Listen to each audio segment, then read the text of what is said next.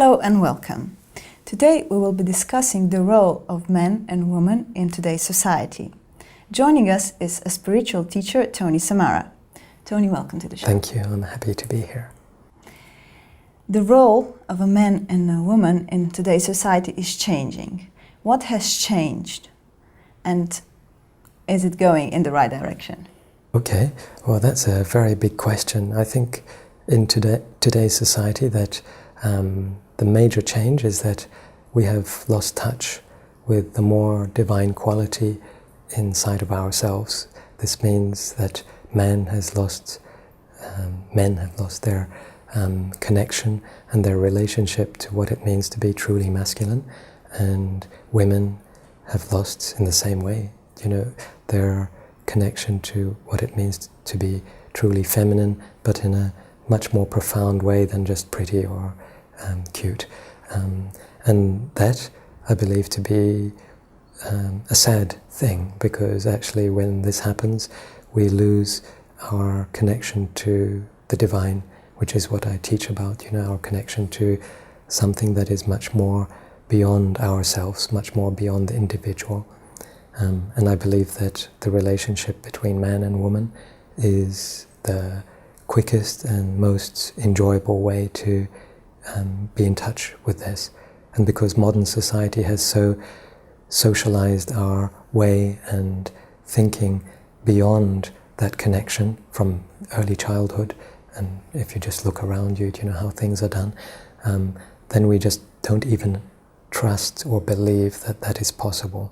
We've even lost the hope that that is a possibility, because we don't see it in our friends, we don't see it in our family, and we just don't see it anywhere. We don't have a reference point, as was practiced before, where the relationship between man and woman was sacred, and there were many aspects of what it means to be a man and what it means to be a woman that complemented one another, so that the relationship was a journey to discover this more beautiful part of ourselves.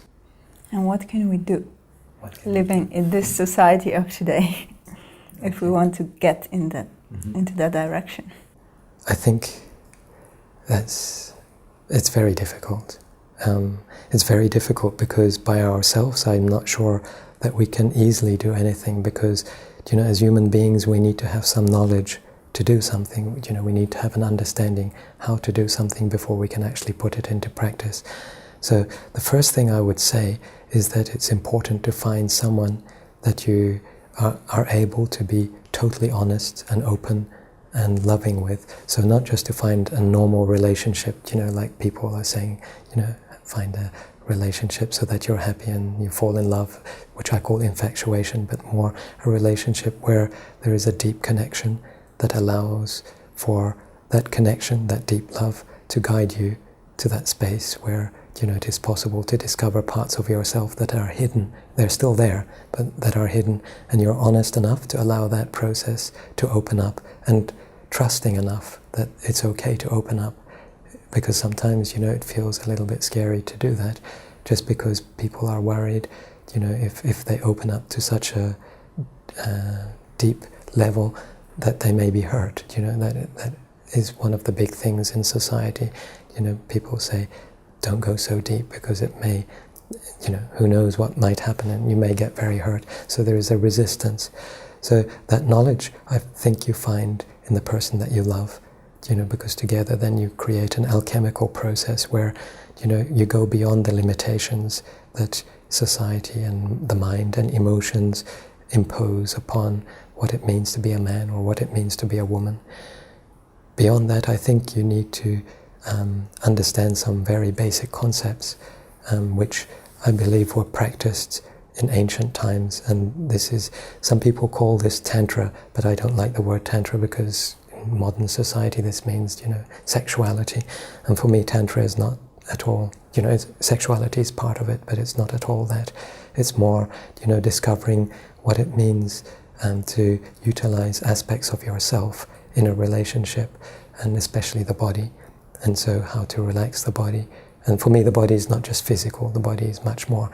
So how to relax the body to such a point where the body can guide you in the relationship, and that is called instinct and following, intuition, rather than, just listening to the emotions and listening to the mind. And they're impermanent, so if you just listen to them or you're just attached to those, then the problem usually is that when you fall a little bit out of love, or when things get difficult, the magic between two people disappears. But when you're in touch with your body in a very specific way, like I believe Jesus and Mary Magdalene were, then there is a spiritual bond, because the body leads, the body I believe to be the temple, and then that temple leads you to a space where, there is a very deep alchemical process between two people. It's vague because I can't really be too specific, but I'm just giving a general idea. This is what I teach.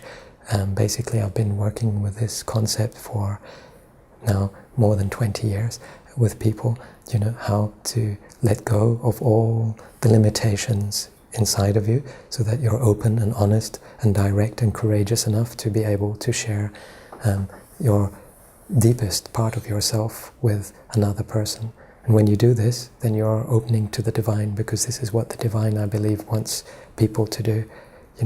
People meaning man and woman, to get closer, because this on earth, on this physical dimension, that is the most powerful meditation, which I call Tantra. It's the most powerful meditation to be able to open up in this way. What is the main difference, or the main differences between a man and a woman on how they perceive reality, how they perceive this world? I've heard, people have talked about books, that there is a lot of difference in perception. There is a book, isn't there? Men are from Mars and women are from Venus, or whatever. I didn't read the book, so I have no idea. But I don't believe this to be totally true. I think, that's a generalization. But if you want a generalization, I feel that, and I'm not just saying this, I feel that women are more in touch with themselves, simply because of the physical structure of the body, having a period and just being able to have a baby. The body is much more in touch with subtle elements such as the moon and energies that exist here on Earth.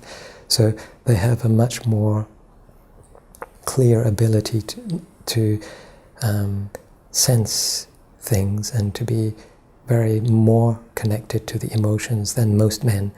This is a generalization, because then you can get some women who are totally out of touch with their emotions, so it's not to say you're a woman so you're in touch with your emotions, but the latent potential that is there.